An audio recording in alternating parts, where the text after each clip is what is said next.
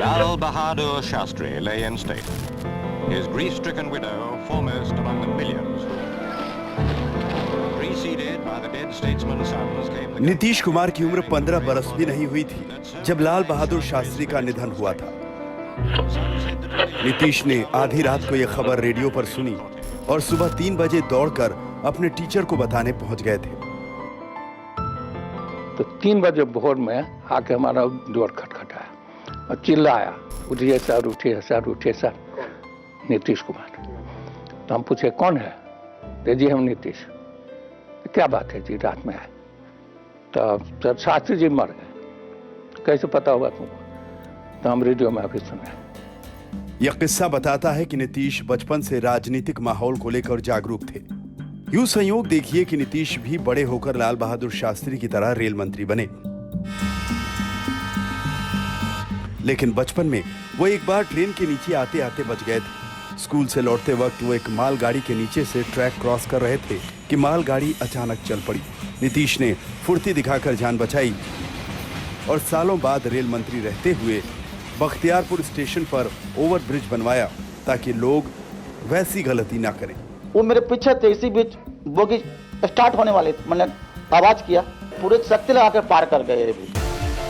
नीतीश की बचपन से राजनीति में दिलचस्पी थी, तो वजह यह थी कि पिता राम लखन सिंह भी स्वतंत्रता सेनानी और राजनेता थे। वो कांग्रेसी थे, लेकिन कांग्रेस से टिकट ना मिलने पर बगावत कर बाढ़ से चुनाव लड़े थे। वो हार गए थे और नहीं चाहते थे कि नीतीश कभी राजनीति में आए। लेकिन इलेक्ट्रिकल इंजीनियर नीतीश तो राजनेता बनने के लिए पैदा हुए थे। नीतीश का कहना है कि उन्होंने हमेशा से एक ही सपना देखा और वो था विकसित बिहार का। हम बिहार एक विकसित बिहार बनाना चाहते हैं। हमारा सपना पूछिएगा, एक 2015 तक विकसित बिहार बने। हमारा सपना पूछिएगा तो हम यही सोचते हैं कि बिहार के सबसे रिमोट विलेज से पटना आने में, हम कहां की बात कर रहे हैं, किशनगंज के किसी रिमोट गांव, वहां से भी पटना आने में 6 घंटा से कम समय लगता। लेकिन किस्मत का खेल ये कि नीतीश अपने पहले 2 विधानसभा चुनाव हार गए। निराश नीतीश ने राजनीति छोड़कर ठेकेदारी का मन बना लिया था। एक दोस्त के समझाने पर बमुश्किल संन्यास का आइडिया ड्रॉप किया, अलबत्ता नियमित रूप से दिल्ली जाना शुरू किया। नीतीश का चंद्रशेखर, देवीलाल और शरद यादव जैसे धाकड़ नेताओं से संपर्क बढ़ा तो 1985 के विधानसभा चुनाव में बेहतर राजनीति के साथ मैदान में उतरे। 2005 की शुरुआत में जब सरकार नहीं बना पाए और बिहार में राष्ट्रपति शासन लगा तो नीतीश न्याय यात्रा पर निकल गए। नीतीश राज्य के सभी विधानसभा क्षेत्रों तक गए। सड़कों पर गड्ढे, खराब कानून व्यवस्था और शाम होते ही पसरे सन्नाटे के बीच न्याय यात्रा पूरी हुई, लेकिन इस यात्रा ने लोगों का दिल जीत लिया। एनडीए को पूर्ण बहुमत मिला और वो दोबारा सीएम बने। इसके बाद नीतीश की कहानी में यात्राओं के मोड़ आते रहे, अलबत्ता सियासी यात्रा में सीएम का पद स्थायी मुकाम सरीखा बन गया।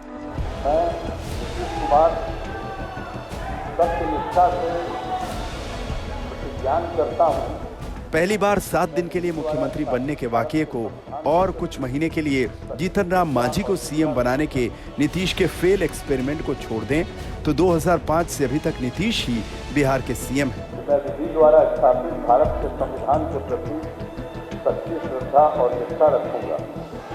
वो अभी 9वीं बार बिहार के सीएम हैं। दिलचस्प है कि इस दौरान वो कई बार इधर उधर होते रहे, जिसकी अपनी दिलचस्प कहानी है। मसलन 1994 में जनता दल से विद्रोह कर जॉर्ज फर्नांडिस के साथ समता पार्टी बनाई, फिर एनडीए का हिस्सा बने। 1913 में नरेंद्र मोदी के विरोध में एनडीए से अलग हुए। 2014 में लोकसभा चुनाव में नीतीश ने जेडीयू को जबरदस्त झटका दिया। 6 महीने बाद नीतीश मोदी सरकार को फेल भी बताने लगे। 6 महीने का जो पीरियड है वो पूरे कार्यकाल का आप देख लें तो 1/10 पीरियड बीत चुका है।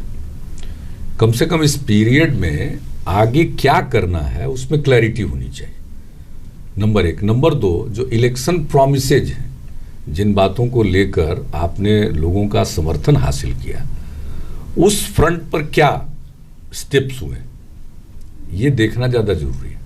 तो हम इन दोनों काउंट्स पर देखते हैं तो ऐसा लगता नहीं है कि कोई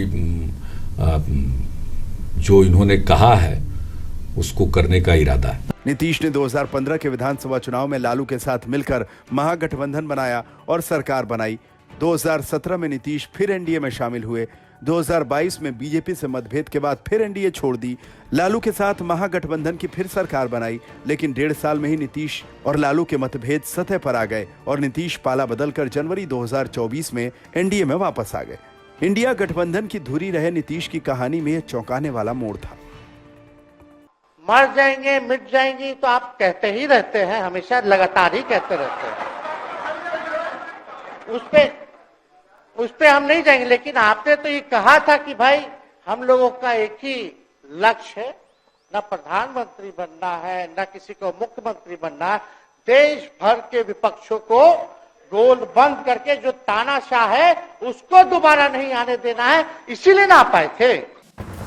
वैसे नीतीश के पाला बदलने का एक छोटा किस्सा 2004 का भी है, जब नीतीश एनडीए से अलग होकर लालू यादव के करीब आ गए और यूपीए सरकार में मंत्री बन गए।